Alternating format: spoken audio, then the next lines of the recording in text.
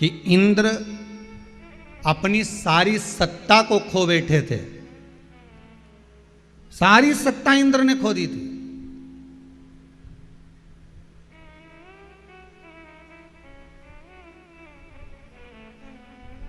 चारों तरफ राजा बलि का राज्य हो गया था। इंद्र की आंख में जल भर गया और रोने लगे।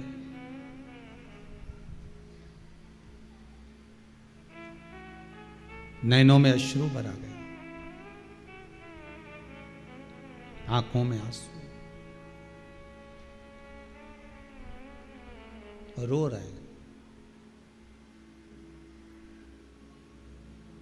बीच में देव ऋषि नारद मिल गए। नारद जी ने पूछा, क्या बात है?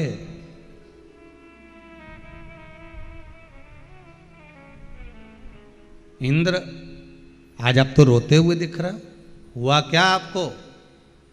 इंद्र कहते हैं, मेरी पूरी सत्ता चली गई, पूरा वैभव चले गया, पूरा धन चले गया, पूरा दौलत संपदा सब समाप्त हो गई। तो देवऋषि नारद ने कहा, जिस समय पर मेरे बानर का मुख लगा, रुद्राक्ष का मैंने अपमान कर दिया था, बंदर का मुझे मुख लगा था, हर जगह से मुझे धिक्कारा जा रहा था, तब मैंने शिव का अनुमोदन करा था और शंकर भगवान ने मुझे ये रुद्राक्ष की माला फिर प्रदान करी थी। पर इस रुद्राक्ष में केवल 21 ही रुद्राक्ष है और इसको मैंने जब धारण करा सब कुछ वापिस पा लिया। हो सकता है इंद्र तुम इस माला को अपने पास में रखो और तुम वापिस कुछ ना कुछ पालो। तब इंद्र ने वो माला अपने कंठ में धारण करी, तब जाकर इंद्र को पुनः वही सत्ता फिर प्राप्त हो गई। इंद्र माला सत्ता प्रदान करता है। शिव महापुराण की कथा कहती है, अगर आपको एक मुखी रुद्राक्ष नहीं मिल रहा, 2 मुखी रुद्राक्ष नहीं मिल रहा है, 3 मुखी रुद्राक्ष नहीं मिल रहा है, 4 मुखी रुद्राक्ष नहीं मिल रहा है, तो शिव महापुराण अगर गीता प्रेस गोरखपुर की आपके घर में हो,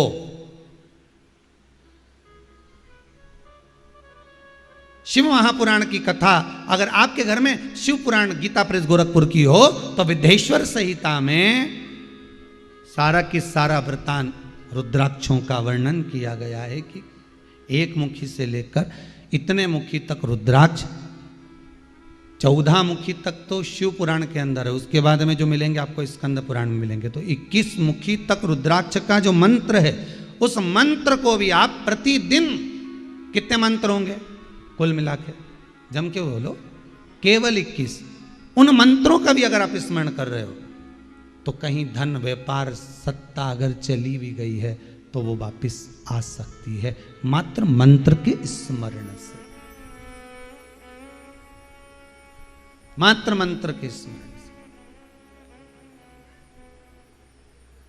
जप में, तप में, साधना में, भजन में वो बल होता है कि भगवान सम्मुख खड़ा होता है, सम्मुख खड़ा। मेरे भोले तेरा सहारा है, मेरी नैया का तो किनारा है। तप बल में वो आनंद, भजन में, मंत्र में, साधना में वो फल होता है कि भगवान सम्मुख खड़ा। इंद्रमाला 1 मुखी से लेकर 21 मुखी रुद्राक्ष की बनती है। उसमें 1.25 गांठ लगती है, मतलब हर रुद्राक्ष के बाद में 1.25 गांठ लग जाना चाहिए। 1.25 गांठ का मतलब जानते हो ना सब लोग? समझ में आती है 1.25 गांठ? कल भी वर्णन आया था 1.25 गांठ का। क्या मतलब होता है? धागे में गांठ लगाई, अब कोई वस्तु, जैसे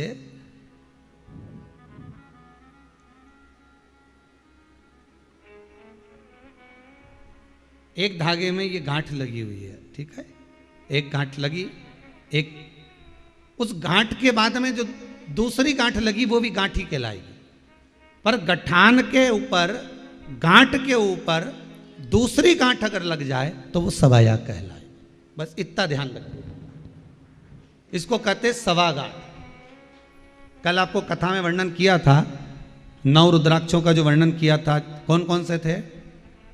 जम के बोलो। 4, 5, 6, 3 रुद्राक्ष का वर्णन। महाराज। उसमें सवा गांठ का वर्णन आ रहा था बार बार, और आप सुन भी रहे थे, पूछा भी नहीं आपने एक बार भी कि सवा गांठ होती क्या। बस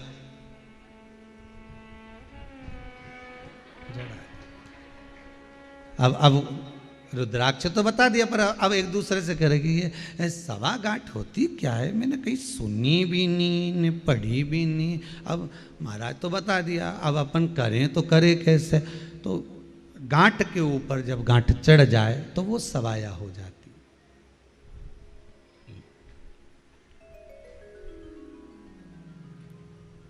हम तो कहेंगे हो सकता है पुराण में इसलिए भी लिख दिया होगा सवा गांठ का, क्योंकि रुद्राक्ष का जो छिद्र होता है ना वो थोड़ा सा बड़ा हो जाता। हो सकता है एक गांठ आपने लगाई और रुद्राक्ष का मन का उधर चले गया, तो इसलिए उस पर सवा गांठ, गांठ पे गांठ चढ़ जाओ, सवा गांठ। इंद्रमाला में भी एक रुद्राक्ष के बाद में सवा गांठ, दूसरे रुद्राक्ष के बाद में सवा गांठ, ऐसे 21 रुद्राक्ष के बाद में भी सवा गांठ का वर्णन।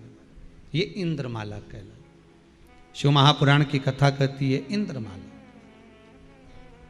इंद्र ने पूछ लिया देवऋषि नारद से, नारद जी अब हमको एक संवाद सुनाएंगे क्या। नारद जी ने पूछा क्या संवाद, क्या पूछना चाहते हो बोलो। देवऋषि नारद बोले मेरे को इतना सा पूछना है कि रुद्राक्ष की उत्पत्ति कैसे हुई।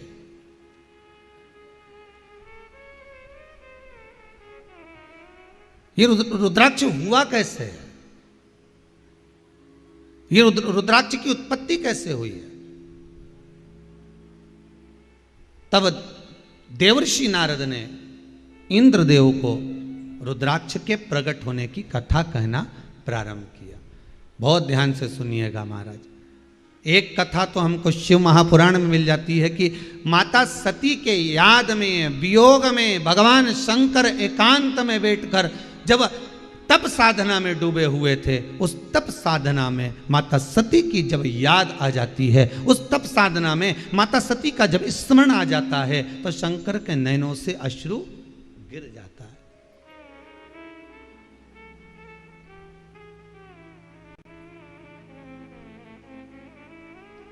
और अश्रु गिरा, वही अश्रु का जो पौधा उत्पन्न हुआ है, वृक्ष उत्पन्न हुआ है, वही रुद्राक्ष का वृक्ष। एक कथा तो अपन ने शिव पुराण की सुन ली, अब आ जाओ स्कंद पुराण में।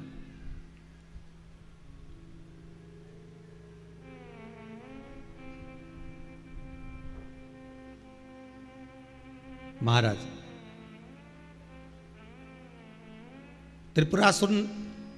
त्रिपुरासुर राक्षस को मारने के लिए सारे 33 कोटि देवी देवता अपना अपना प्रयास कर चुके थे।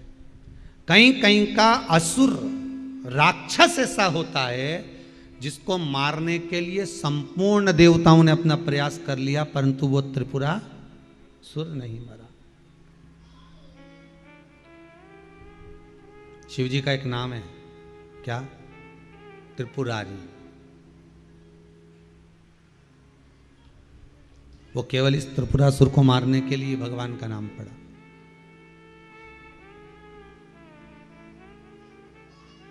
अब सारे देवता इधर जहां जहां जा सकते थे वहां वहां से उन्होंने बहुत प्रयास करा, पर नहीं मरा।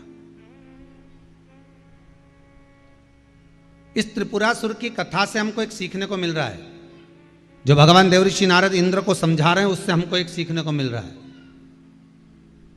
जब त्रिपुरासुर मर नहीं रहा, सब थक गए, तब आखिरी में शिव की शरण में गए। उसी तरह कोई व्यापार, कोई व्यवसाय, कोई कार्य, कोई फैक्ट्री, कोई दुकान, कोई धंधा, कोई पानी, कोई नौकरी, कोई सर्विस, आप सब जगह से प्रयास कर लिए, हर तरह से सोच लिया कि ये राक्षस मरे, अर्थात आपने हर तरह से सोच लिया कि मेरा अब ये दुख कट जाए, अब मेरी ये तकलीफ मिट जाए, अब मेरी ये समस्या समाप्त हो जाए, यहाँ भी हो जाए, वहाँ भी हो जाए। हाथ जोड़ लिए, पैर पड़ लिए, सब जगह जगह जाकर निवेदन कर लिया, तब भी सुख नहीं मिला। देखो ये किसी ने लिख कर भेजा,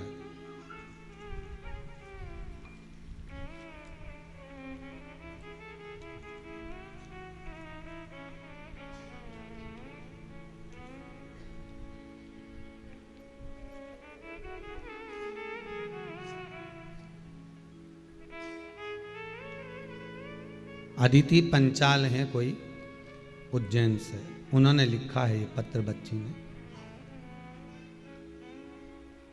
अदिति पंचाल को 6 महीने की उम्र से पेट की तकलीफ थी। 8-10 दिन तक बहुत तकलीफ रही। अंत में इस बच्ची का 6 साल की उम्र में बड़ोदरा में ऑपरेशन भी करवा दिया। ऑपरेशन कराने के बाद भी ये बच्ची को आराम नहीं लगा। अब देखिए कथा वही बोल रही है ना, यहाँ भी हो जाए वहाँ भी हो जाए, सब जगह प्रयास कर लिया। अंत में उसमें लिखा है नीचे, शिव महापुराण सुनना चालू किया और महाशिवरात्रि के दिन धतूरे का प्रयोग किया जो बताया गया था पेट के लिए। उसके बाद अब मेरी बच्ची ठीक हो गई है। हर जगह वो बैठी होगी कहीं, यहाँ जिसने पत्र लिखा है, कहाँ है बेटा?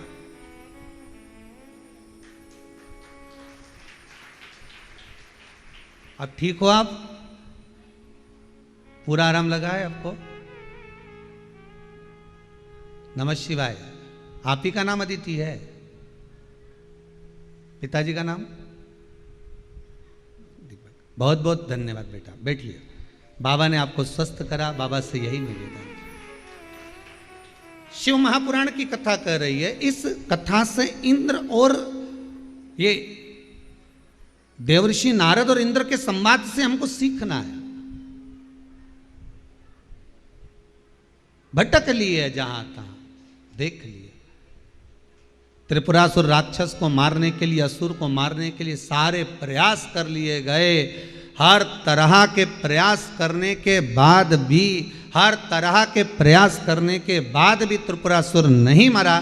तब देवता शिव जी की शरण में गए। तो नहीं मरा। सुख और दुख में यही अंतर है महाराज। सुख जो जाता है ना, सुख जो समय सुख का समाप्त होता है ना, ये मालूम नहीं पड़ पाता। और दुख के अगर 2 साल भी हैं, 6 महीना भी हैं, 4 महीना भी हैं, 8 महीना भी हैं, तो ये दुख के जो 8 महीना होते हैं ना, ये रुला रुला देते हैं, तकलीफ दे देते हैं, नैनों से जल बने लगता है, अश्रु बने लगता है, रुला रुला देते हैं, ये जल बहते हैं।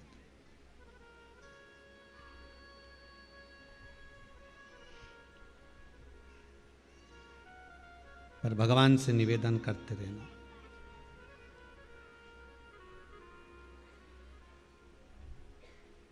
भगवान से निवेदन करते रहना कि भोलेनाथ तुम राजी रहना हो। बाकी के तो अगर तुम राजी हो ना तो दुख तो कट जाएगा। भोला सब दुख काटो, भोला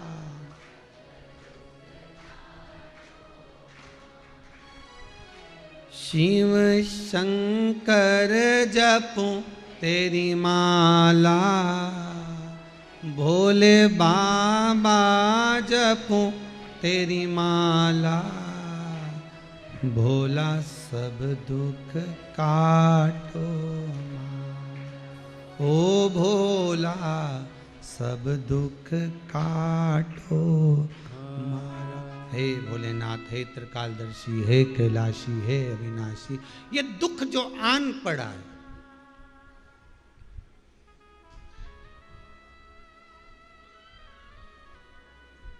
ये दुख जो मेरे मस्तक पर चढ़ गया है, ये अब मुझसे सहा नहीं जाना। बस आप इसको अब काट दीजिए। देवताओं ने देख लिया कि त्रिपुरासुर असुर मर ही नहीं रहा, राक्षस कहीं जा ही नहीं रहा, समाप्ति ही नहीं हो रहा, त्रिपुरासुर के तो प्राण जा ही नहीं रहे। तब सारे देवता मिलकर फिर पहुँचे भोलेनाथ जी के पास में और शंकर जी से जाकर निवेदन करा, विनय करी भोलेनाथ जी से जाकर आराधना करी। शंकर भगवान ने पूछा कैसे आना हुआ ये बताओ, कैसे आयो, क्या हो गया? बस प्रभु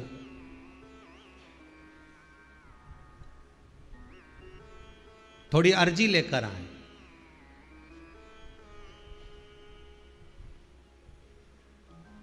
अच्छा, अर्जी भी वही सुनता है और आप अपनी अर्जी तुम सोचो कि मैं अपने रिश्तेदार को सुना दूं, वो जब सीधे मुंह बात नहीं करे तो तुम्हारी अर्जी सुने? अरे बोलो तो जम के, सुनेगा? तुम सोचो कि मैं अपनी अर्जी अपने रिश्तेदार को सुना दूं, जब रिश्तेदार सीधे मुंह बात नहीं करे तुम्हारी विपदा की घड़ी में, और अगर तुम विपदा की घड़ी में कहीं पहुंच भी गए ना किसी के यहाँ, तो पहले तो लोग ये सोचेंगे कि कुछ ना कुछ मांगने आई हो। अपन अपनी तो छोड़ो, श्रीमद् भागवत में ही देख लो ना। श्रीमद् भागवत के भीतर 10वें स्कंद में श्री सुदामा जी भगवान कृष्ण के द्वार पर जाते,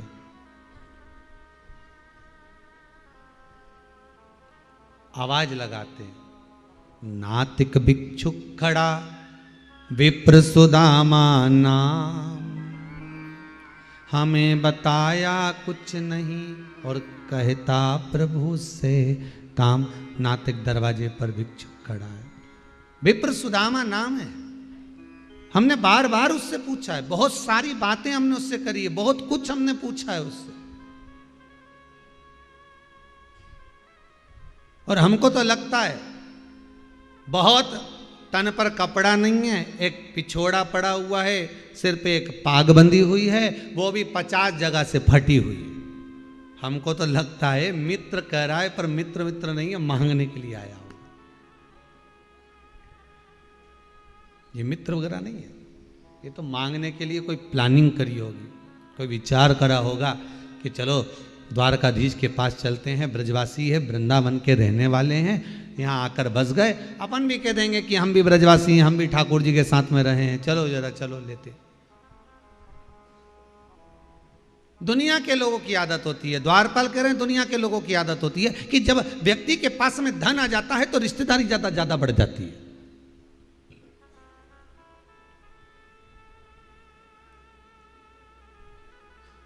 कोई अगर अच्छा पद मद मिल जाए ना, किसी को मंत्री वंत्री बन जाए, फिर उसकी जो रिश्तेदारी निकलना चालू होती है, कौन वो तुम्हारी बुआ का छोरा। अच्छा, अब इसके मन में आया, ना तो कभी इसकी बुआ दिखी और ना कभी छोरा दिखा, एक ब्याह में नहीं दिखा, एक फंक्शन में नहीं दिखा, और क्या वो तो बुआ का छोरा। कौन? वो हमारे तो ताऊ जी का लड़का। अच्छा, तो क्या किधर से ताऊ जी का लड़का? तो क्या हमारी मौसी के जेठ का छोरा, छोरे का छोरा, छोरे का छोरा, बस वही।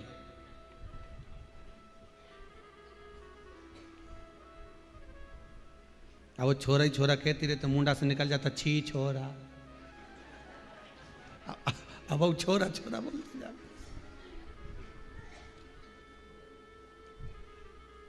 वो तो कहते तो ताऊ जी का छोरे का छोरा, छोरे का छोरा। अरे रिश्तेदारी धन है तो रिश्तेदारी, धन के साथी हजारों थे, जब धन ही नहीं तो कोई नहीं। सुख के साथी हजारों थे, जब सुख ही नहीं तो कोई नहीं। कौन मिलेगा?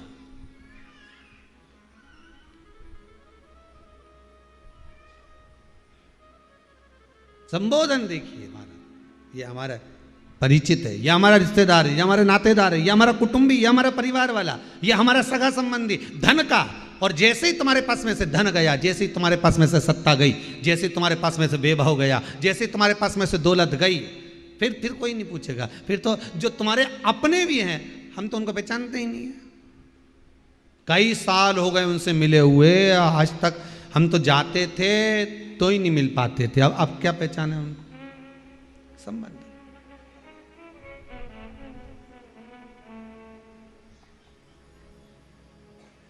अब क्यों बोले?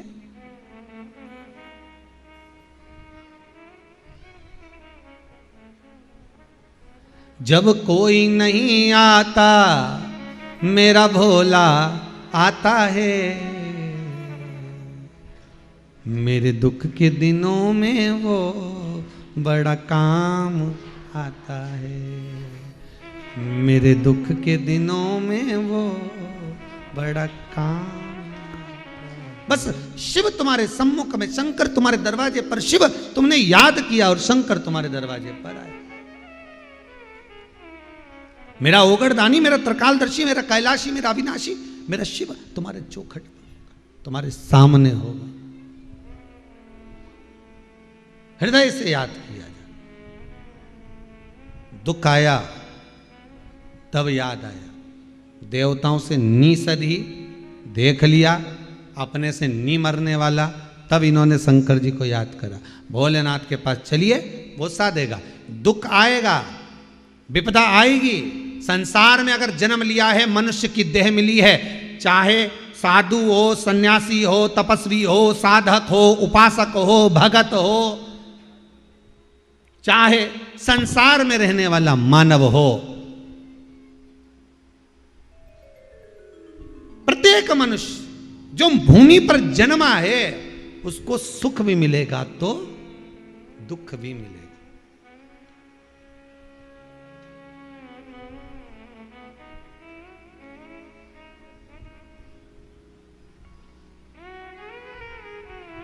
दोनों मिलेंगे।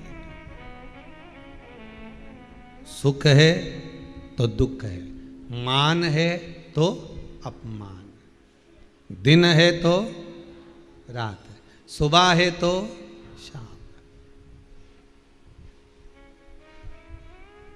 दो पहलू चले, नारी है तो पुरुष भी है, कन्या है तो वर भी है, दो पहलू चल रहे हैं। अब पहले से ही चलते चले ये दो पहलू, तो फिर अब सोचना क्या, दुख आ भी गया तो टेंशन नहीं, बाबा के भरोसे पर छोड़ दो, शंकर जी को दे दो, भोलेनाथ जी से कह दो कि अब ये सब तुम्हारे भरोसे पर छोड़ दिया।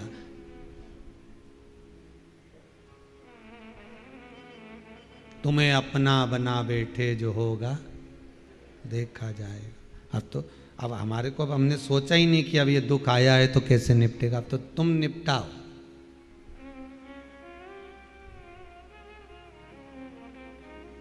नरसिंह मेहता जी के यहाँ बेटी की यहाँ शादी, नानी भाई के यहाँ मायरा भरना है, पत्र आ गया इतना बड़ा, खवास लेकर भी आ गया, नरसिंह जी के यहाँ दे भी दिया, नरसिंह जी ने पत्र ले भी लिया, पढ़ा वड़ा कुछ नहीं, सांवरिया सेठ को दे दिया।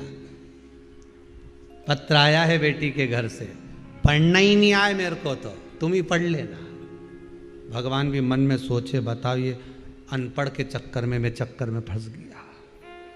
पढ़ लेते। कितना सुंदर संवाद है साहब। किसी गुरु के पास में जाना, भगवान की चौखट पर जाना, मंदिर में जाना, भगवान के दरवाजे पर जाना, किसी विद्वान के पास में जाना, माता पिता के पास में जाना, घर के बुजुर्ग के पास में जाना, घर के बड़े के पास में जाना, तो एकदम अनपढ़ बनकर जाना। बहुत विद्वान बनकर गुरु के पास मत जाइए।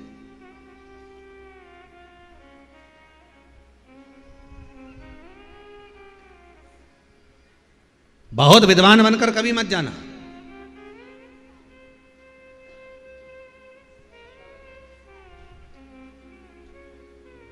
रावण जब मर गया, पृथ्वी पर गिर गया, राम जी ने लक्ष्मण जी को भेज दिया, जाओ जरा थोड़ा ज्ञान लेकर। और लक्ष्मण जी गए और उसके सिर के पास जाके खड़े हो गए रावण के। रावण ने जो लक्ष्मण जी के देखा तो मुंडा फेर लिया, मुंह उधर कर लिया। लक्ष्मण जी के तो कांटे से खून नहीं। लक्ष्मण जी ने तुरंत राम जी से जाकर कहा, क्या आपने मेरे को उसके पास भेजा ज्ञान लेने के लिए? और कह रहे थे इतना विद्वान है, इतना ज्ञानी कि दूसरा पैदा ही नहीं होगा इसके जैसा। जाओ लक्ष्मण उससे ज्ञान लेकर। अब क्या जाऊं उसके पास? उसके पास खड़ा हुआ तो उसने मुझे देख के मुंह फेर लिया। राम जी बोले, रे लक्ष्मण तू इतना विद्वान बनकर गया था, क्या क्या सोचकर क्या गया था? क्या सोचकर जाना? हम रघुकुल के हैं, हम अवध के निवासी हैं, अयोध्या के वासी हैं। वो तो आपके कहने पर मैं चले भी गया। बस राम जी बोले यही तो दिक्कत हो गई कि अकड़ लेकर गया था इसलिए, और वो भी अकड़ेले के पास गया था, वो कम अकड़ेला है। सुन, लक्ष्मण जी से कहा सुनो, अभी तुम कहां जाके खड़े हुए थे? उसके सिर के पास। गुरु के पास जाते हैं, सदगुरु के पास जाते हैं, ज्ञान लेने जाते हैं, कुछ प्राप्त करने जाते हैं, तो सिर पे बैठते हैं कि पांव में बैठते हैं? लक्ष्मण जी ने राम जी के चरण पकड़ लिया। वाह भैया, तभी क्यों कि मुंह क्यों फेरा? कारण इतना ही है। मुंह फेरने का कारण केवल इतना था कि मैं अहंकार रखकर गया था, अभिमान रखकर गया था। किसी के पास में जा रहे हो और कुछ प्राप्त करना है तो खाली होकर जाइए, खाली, अहंकार से विहीन, अभिमत्ता से विहीन, अहमता से भी। लक्ष्मण जी गए, रावण के चरणों के पास जाकर खड़े हुए। जैसे ही रावण के चरणों के पास जाकर खड़े हुए, रावण ने ज्ञान उपदेश दे दिया। लक्ष्मण जी वापिस आ गए। फिर निवेदन करेंगे, गुरु के पास जाना तो बिल्कुल अनपढ़ बनकर जाना, पढ़े लिखे नहीं।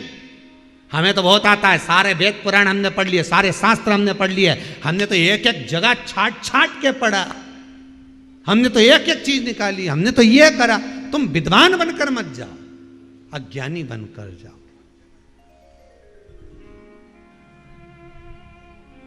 अज्ञानी बनकर।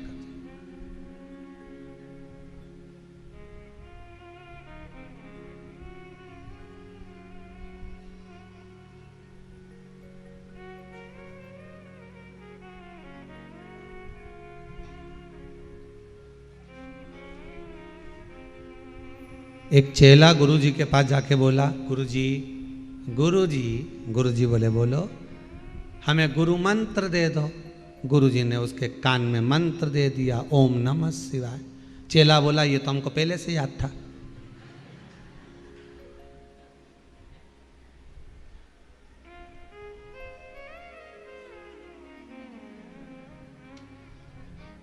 अब उसने 100 रुपए लेकर गया था, 50 रुपए तो गुरुजी को दिए, 50 खुद ने धर लिए। तो साथ में जो मित्र था उसने पूछा, क्यों रे ये 100 रुपए माता जी ने दिए थे देखो, कि ये 50 रुपए तूने रख लिया, 50 गुरुजी को दे दिया। तो क्या हुआ? गुरुजी ने वही तो मंत्र बताया जो हमको याद था। तो जो हमें पहले से याद था, तो 50 रुपए मंत्र के काय को दे? केवल 50 दे के आया।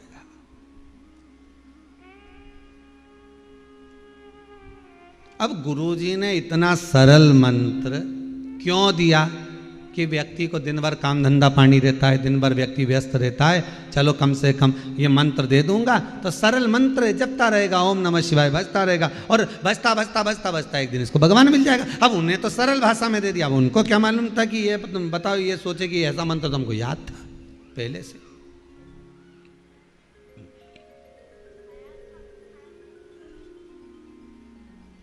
भले तुम कितने भी ज्ञानी हो, भले भले तुम्हें कितनी भी विद्वत्ता भरी हो, कितनी भी विद्वत्ता, तुम महाज्ञानी हो,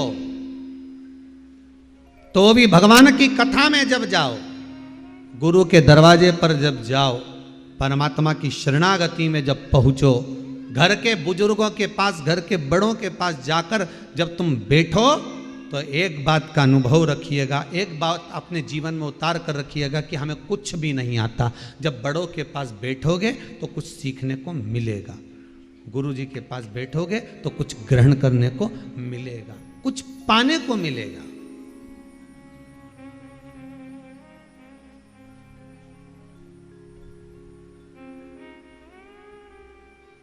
नई नई बहू आती है तो सास हमेशा उससे कहती है, ला बेटा मैं तेरे को कुछ सिखा दूं, मेरे को सब आता है सब। तो सास ने कह दिया उलेटा बना दे। उलेटा मतलब चीला, चिलड़ा बोलो, उलेटा बोलो, कुछ भी वो गुड़ और आटा को घोल के पानी में मिला के पतला पतला करके तवा पे डाल के ऐसे फैला के, अब जो बोल दो तुम, उलेटा बोल दो, चीला बोलो, चिलड़ा बोलो, जो तुम्हारी मर्जी पड़े वो बोलो। सास ने कहा बना दे। अब बहू तो सब घोल घुला के और बैठ गई, और बैठ के जो उसने तवा पे डाला, और डालते से ही, और अच्छे से अच्छा सूरमा भी पहला चीला बना ही नहीं सकता।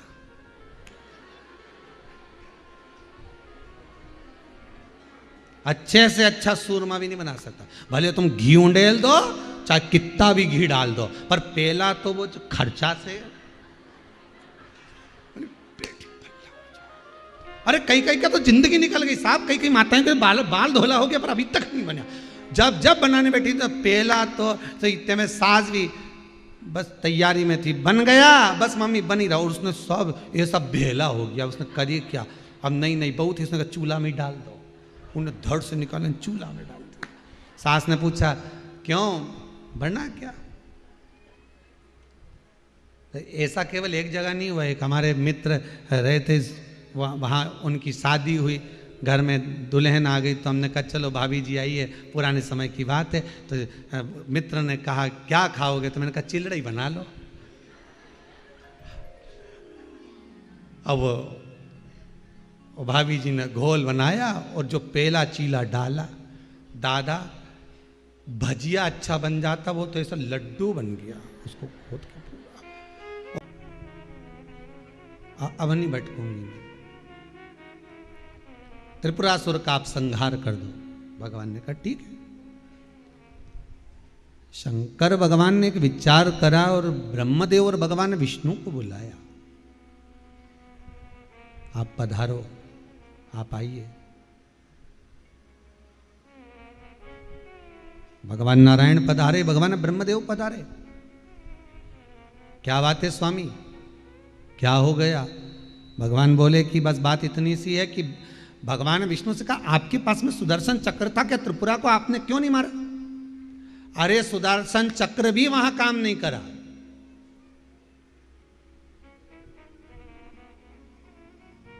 ब्रह्मदेव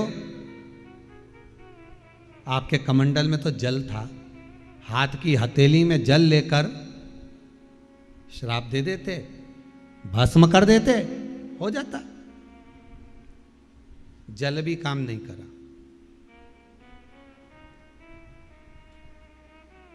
फिर अब आप कुछ करिए। शंकर भगवान ने उसी समय पर विचार कर लिया, इसको मारने के लिए कुछ ना कुछ ऐसा करना पड़ेगा, कोई एक अस्त्र मेरे पास में ऐसा आ जाना चाहिए, एक बार में ये मर जाए, इसके प्राण छूट जाए, एक बार में।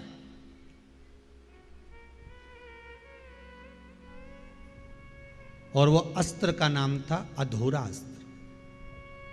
कौन सा अस्त्र है वो, जिससे त्रिपुरासुर मरा था? अधूरा अस्त्र, अघोर अस्त्र। शिव जी ने विचार करा कि इस अस्त्र को पाने के लिए मुझे थोड़ा तप करना पड़ेगा। अगर दुख की घड़ी सामने है, समस्या विकट सामने है, तो थोड़ा सा धीर रखना, मन में शांति रखना, हृदय में थोड़ी सी ठंडाई रखना, हृदय में थोड़ी शीतलता रखना, मन को थोड़ा ठंडा रखना, क्रोध में, अधिक उत्साह में, अधिक जल्दबाजी में कोई गलती मत कर बैठना, धीरज रखो।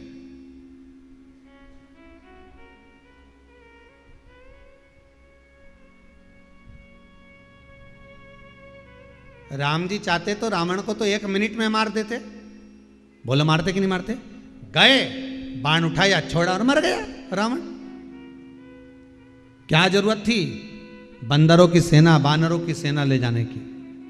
क्या जरूरत थी लंका पर चढ़ाई करने की? तुरंत जाते मार देते। पर बानरों की सेना ले जाने का कारण केवल इतना था कि रावण को तो मैं मार सकता हूं, पर रावण के जितने ढेर सारे यहां वहां असुर भरे पड़े हैं, पहले इनको मारना, तब जाकर रावण तक पहुंचना है। पहले इनका संहार होगा तब रावण तक मैं पहुंचूंगा।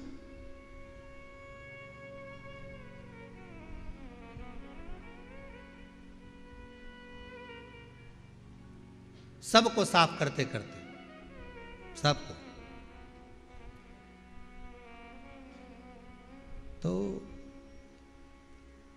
राम जी ने जैसे ही सारे बंदरों का साथ लिया, सारी सेना को इधर से घेरा उधर से घेरा, सबको समाप्त करते करते रावण के पास पहुंचे। तो हनुमान जी ने पूछ लिया एक बार राम जी से, प्रभु मुझे तो लगता है कि आप नारायण हो, मुझे लगता है कि आप चतुर नारायण हो। भगवान ने पूछा चतुर नारायण कैसे? हनुमान जी बोले, एक बार मेरी माता ने चूरमा बनाया, अंजना माता ने, फिर और चूरमा बनाकर मेरी माता अंजना ने ढेर सारा चूरमा थाली में रख दिया। चूरमा भी ऐसा गरम गरम, उस पे घी पड़ा ढेर सारा। फिर मैंने उठाने का प्रयास करा और मेरा हाथ जलने लगा। फिर मेरी माता अंजना ने तब मुझसे कहा, ए हनुमान जरा किनारे किनारे का खाना चालू कर। तब मैंने किनारे किनारे का खाना चालू करा, जब तक बीच का ठंडा हो गया। आज समझ में आया मुझको कि पहले इन बंदरों को, सेना को लेकर ये किनारे किनारे का निपटाना चालू करा। तब बीच में जब पहुंचे तो खुद ही ठंडा पड़ गया। रावण को लगने लगा था कि अब अंतिम समय आ गया, अब नजदीक में काल आ गया।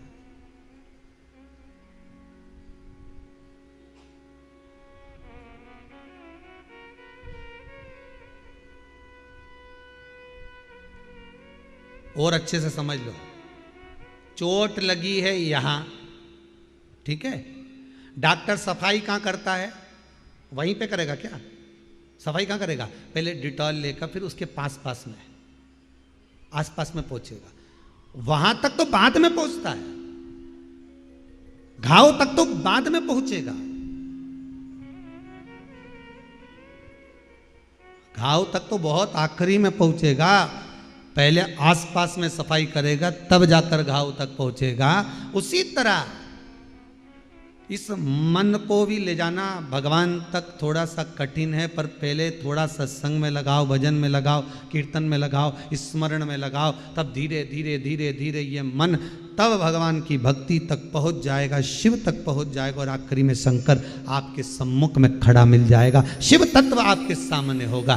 पहले इसलिए राम जी ने शबरी माता को एक उपदेश दिया, ज्ञान उपदेश, नवदा भक्ति का। प्रथम भक्ति संतन कर संगा, दूसरी रति मम कथा प्रसंगा।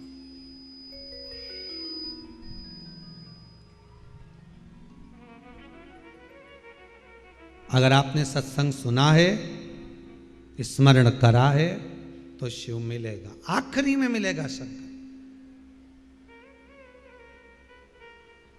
एक अस्त्र मुझे चाहिए, उस अस्त्र के लिए मैं तप करूंगा, अघोर अस्त्र, अघोर अस्त्र।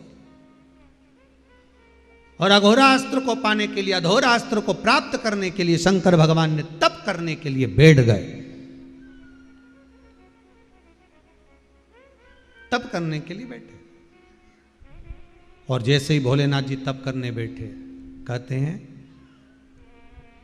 संपूर्ण 1000 वर्ष निकल गए शंकर जी को तप करते करते।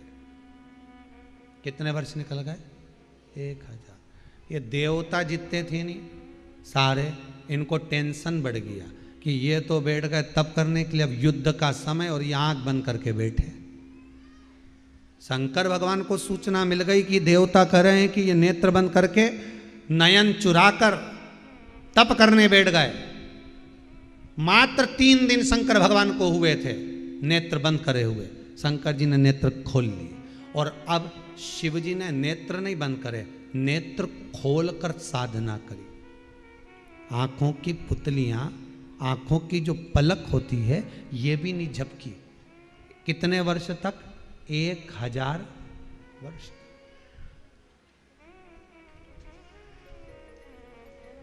आंखों की पुतलियां भी नहीं गिरने दी। क्यों? क्योंकि जितने भी देवता थे वो एक ही बात कर रहे थे, नेत्र बंद करके बैठ गए, इन्होंने तो युद्ध से नेत्र चुरा लिए, ये अब नेत्र बंद कर लिए। देवऋषि नारद भगवान इंद्र से कह रहे हैं, इंद्र सबको लगा कि नेत्र चुरा रहे हैं, तो भगवान ने नेत्र खोल लिए और आज प्रतिज्ञा कर ली कि आज मैं तप जो कर रहा हूं, अघोर शस्त्र को पाने के लिए जो मैं तप कर रहा हूं, ये नेत्र बंद कर कर नहीं करूंगा, नेत्र खोल कर करूंगा। नेत्र खुले और जो नेत्र खोल कर तप साधना मेरे भोलेनाथ जी ने करी, आंख की पुतलियां फड़की नहीं, तप करते रहे। 1000 वर्ष जब बीत गए तब उस समय पर भगवान विष्णु ने याद किया, शंकर भगवान के सम्मुख में आकर निवेदन किया, आप चलिए और इस त्रिपुरासुर का संहार करिए, चलो आप। तब भगवान शंकर के सामने वो अधूरा अस्त्र जो था वो प्राप्त हो। शिव जी ने 1000 वर्ष के बाद में अपने नेत्रों को बंद किया। कितने वर्ष के बाद? 1000 वर्ष के बाद जब अपने नेत्र बंद करे, बंद करने के बाद आप भी आंख खोल कर बैठना। कभी कभी बच्चे लोग आपस में को करते ना कि नेत्र से नेत्र मिला, सो बैठ गए। कौन पहले आंख फड़के, अब बहुत देर तक आंख खोल के बैठे रहो, पलक को भी ना झपको, तो बाद में जब आंख बंद करोगे तो आंसू आएगा कि नहीं आएगा? अश्रु आएगा। 1000 वर्ष की तप साधना, और वो शस्त्र, जो शस्त्र किसी देवता के पास में नहीं था, वो अघोरा शस्त्र शिव के पास में आ गया। शंकर ने नेत्र बंद करे, बंद कर कर जैसे ही अश्रु नीचे गिरे, देवऋषि नारद कहते हैं वो रुद्राक्ष का पौधा उत्पन्न हुआ, और वो रुद्राक्ष मैं तुझे दे रहा, वो रुद्राक्ष का पौधा है।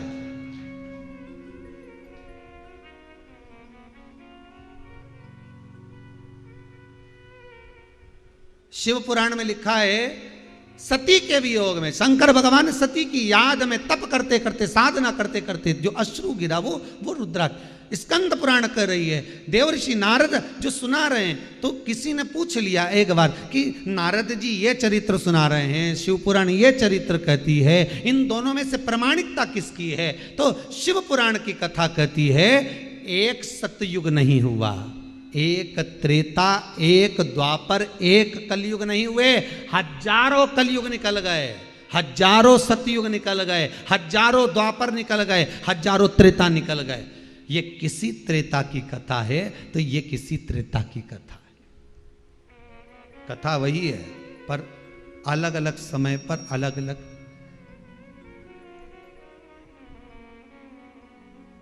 आप हो चाहे हम हो, एक ही बार पैदा हुए हैं क्या? बोलो तो सही। ना जाने कितनी बार जन्म ले लिया, लेते भी जाओगे, आगे भी लेना हो, चिंता मत करना। बस अंतर इतना है कि ये शरीर नहीं मिलेगा तो छिपकली बन जाओ तो कोई भरोसा नहीं, वो में कोई भरोसा नहीं। जिससे घर नहीं छूटता वो छिपकली बनता। जो दिन रात चौराहे पे बैठ कर टर टर करे, कभी भजन नहीं करे, वो मेंढक बनता। लिखा गरुड़ पुराण में, सीधी सीधी बात गरुड़ पुराण में लिखी। जो पूरी रात मोबाइल पे बात करता रहे, वो बाद में झिंगूर बने। काकरोच, काकरोच देखा है? काकरोच रात्रि के इसका एंटीना काम करे।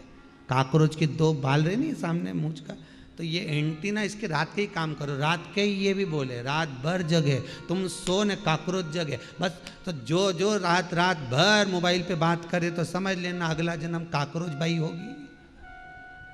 काकरोच। तो किसी के भी रात के ज्यादा बात करता हुआ देखो नहीं, तो तुम पूरी रात 12-12, 1-1, 2-2 बजे तक, 3-3 बजे तक कहीं का बात कर रहा हो तो समझ जाना बेचारे की क्या दशा। भगवान उसकी दशा देखकर दया आ जाए, अगला जन्म काकरोच का मिलने वाला है।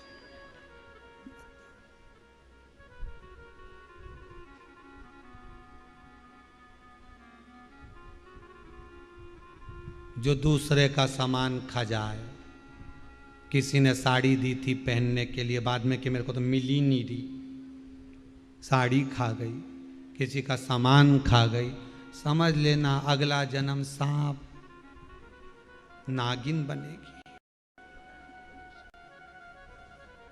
सांप का क्या काम होता है? चूहे के बिल में घुस जाता है, दूसरे ने बिल बनाया उसमें सांप घुस गए, दूसरे का खाए हो गए तो जाना। रसोई घर में चुपचाप से जाकर फ्रिज में से सामान निकाल कर, किसी को नहीं मालूम पड़े, अकेली निपटा गई, चींटी बन गई, चींटी।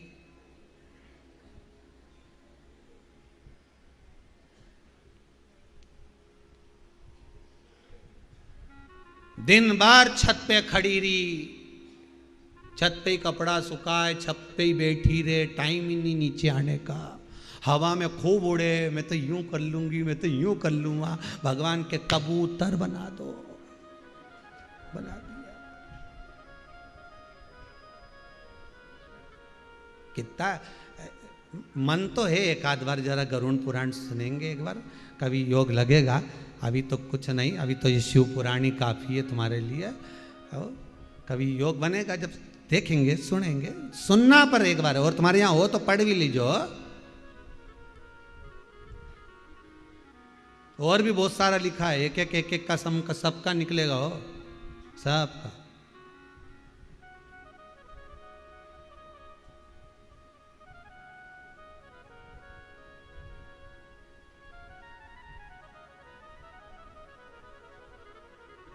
सब लिखे, शिव पुराण कर रही। मिल गया अस्त्र, अस्त्र मिला, नयन जो खोल कर बैठे थे, नयन बंद करा, बंद करने पर जो अश्रु गिरा, वो अश्रु रुद्राक्ष उत्पन्न। वही भगवान 1000 वर्ष तक तप करने के बाद जब अश्रु निकला है, तब जाकर रुद्राक्ष का फल प्राप्त। आप सोचो रुद्राक्ष कोई सरल होगा? और कई लोग कहते हैं महाराज जी रुद्राक्ष को सिद्ध कैसे करना चाहिए? तो शिव महापुराण में एक ही उपाय लिखा है, 108 बेलपत्र पर शंकर का नाम लिखकर समर्पित कर दो, या लाल चंदन चढ़ाकर समर्पित कर दो रुद्राक्ष के ऊपर, या उस रुद्राक्ष को आप अभिषेक में समर्पित कर दो, या उस रुद्राक्ष को सरसों के तेल में रखकर उसको फिर समर्पित शिव जी को कर। रुद्राक्ष को निकाला, शंकर जी के ऊपर रखा, शिव जी के चरणों में रखा, अभिषेक किया, उसको धारण किया। सिद्ध कैसे करना है? तो शिव महापुराण की कथा में एक संवाद बड़ा सुंदर लिखा कि रुद्राक्ष अपने आप में सिद्ध है।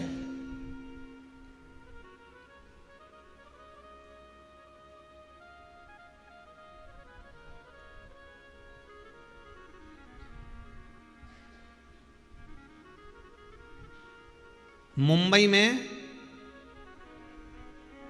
एक मेडिकल रिसर्च सेंटर में इस रुद्राक्ष के पानी का रिसर्च किया जा रहा है। आप लोग निकालना कभी, आप लोग तो उसमें निकलेगा आपको, उसका सेंटर का नाम दिया जाएगा कि किस रिसर्च सेंटर में निकाला जा रहा है। रुद्राक्ष का पानी, कि रुद्राक्ष जब पानी के अंदर पड़ा रहता है तो उस पानी में कितना बल प्राप्त हो जाता है, उससे शुगर, बीपी, ब्लड प्रेशर आदि आदि, आंखों की, चर्म की रोग, जितने रोग होते हैं उसमें आप उसमें पढ़िएगा, कभी निकालिएगा कि उस रिसर्च सेंटर में रिसर्च हो रहा है रुद्राक्ष के मात्र पानी का, कि उस पानी में कितना बल आ जाता है। और कई लोगों ने प्रयास करा, जब रुद्राक्ष महोत्सव हुआ था फरवरी मार्च में, तब उस समय पर शिवरात्रि के समय पर जब रुद्राक्ष महोत्सव हुआ था, उसके रुद्राक्ष जब दिए गए थे तो कई लोगों के यहाँ जब कोरोना महामारी प्रवेश कर गई थी तो उनका विश्वास वो रुद्राक्ष ही था और रुद्राक्ष का पानी, और वो पीते रहे और अपने जीवन को श्रेष्ठ बनाते रहे, उनका विश्वास। और सबसे ज्यादा खुशी इस बात की हुई कि जितनों के घरों में वो रुद्राक्ष उत्सव का रुद्राक्ष गया था, बाबा की ऐसी कृपा रही, एक व्यक्ति के घर में भी बाल बांका नहीं हुआ। कोरोना बीमारी भले आई होगी पर ठीक होकर चली गई, मरा कोई नहीं, प्राण किसी के नहीं छूटे, क्योंकि उस रुद्राक्ष के साथ केवल रुद्राक्ष नहीं गया था, उस रुद्राक्ष के साथ कुबेरेश्वर महादेव भगवान शंकर ही स्वयं चले गया था कि मैं रक्षा करने के लिए पहुंच रहा हूं, मैं रक्षा के लिए।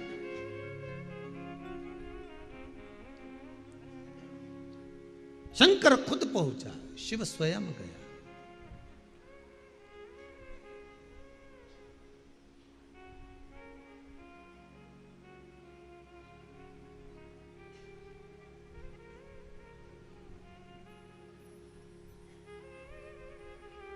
शंकर खुद पहुंच जाता। महादेव नमन चरणों में, हे शिव, हे शंकर, हे ओगड़ी, हे दयालु, हे करुणा सागर, आपका एक रुद्राक्ष का केवल एक भाग ही, रुद्राक्ष का एक फल ही शंकर का 1000 वर्ष तक शंकर भगवान जब नेत्र खोल कर बैठे रहे, बंद कर नहीं, खोल कर।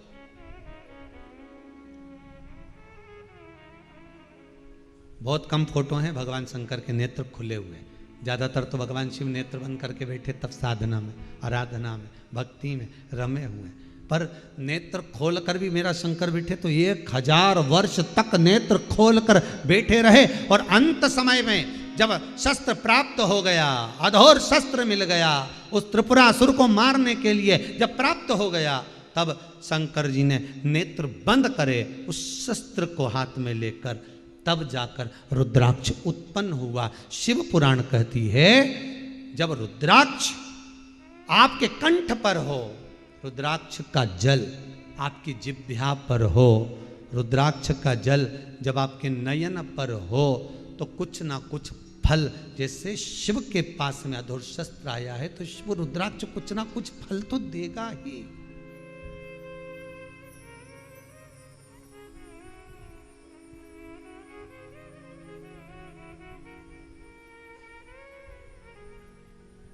बस मंत्र का स्मरण करो और फिर निवेदन रहेगा। अगर आपके पास में रुद्राक्ष नहीं है तो शिव पुराण के मंत्रों का स्मरण करिए रुद्राक्षों के। पहला एक मुखी रुद्राक्ष का मंत्र है ओम ह्रीं नमः। दो मुखी रुद्राक्ष का मंत्र है ओम नमः, साथ में बोलिए ओम नमः। तीन मुखी रुद्राक्ष का मंत्र है ओम क्लीं नमः। चार मुखी रुद्राक्ष का मंत्र है ओम ह्रीं नमः। पांच मुखी रुद्राक्ष का मंत्र है ओम ह्रीं नमः। छह मुखी रुद्राक्ष का मंत्र है ओम ह्रीं हूं नमः। सात मुखी रुद्राक्ष का मंत्र है ओम हूं नमः।